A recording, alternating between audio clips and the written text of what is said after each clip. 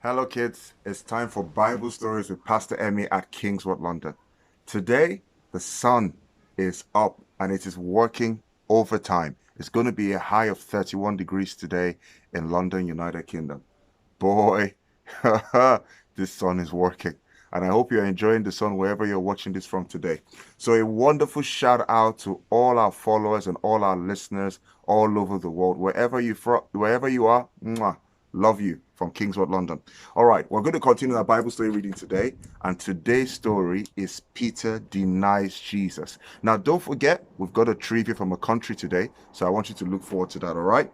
Now, Peter denies Jesus is based on Matthew 26 and John chapter 18. When the soldiers took Jesus away from the Garden of Gethsemane, Peter followed along the back of the crowd. He tried not to draw attention to himself.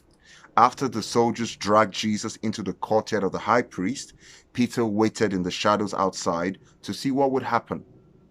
Since it was a cold night, Peter went over to a fire to warm his hands. A servant girl saw him and said, "Hey, I've seen you with Jesus." "No, you're wrong," Peter said. A little later, someone else asked Peter, "I've seen you before. You're one of his disciples, aren't you?" "No, I'm not," Peter said. Finally, one of the high priest's servants said, "I saw you with Jesus in the garden earlier tonight." "I don't know what you're talking about," Peter shouted. Just then, he heard a rooster crow, and he remembered what Jesus had told him. "Before the rooster crows, 3 times you will say that you don't know me." Peter also remembered Jesus' warning that all of his friends would turn away from him and that he would be alone. Peter had immediately disagreed with him.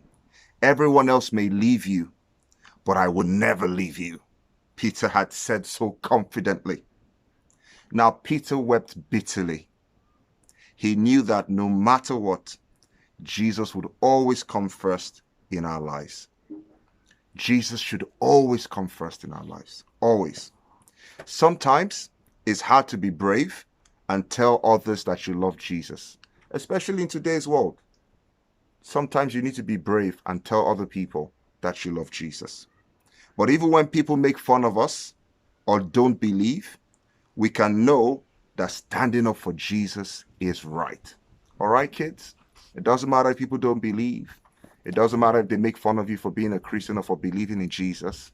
You should stand up straight and say, "I believe in Jesus." Glory to God.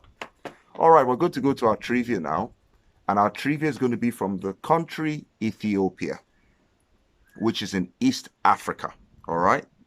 Did you know that dorowat is a popular dish of chicken stew and lentil stew is called mesiwat? I've had a lot of dorowat, and I've also had a lot of mesiwat.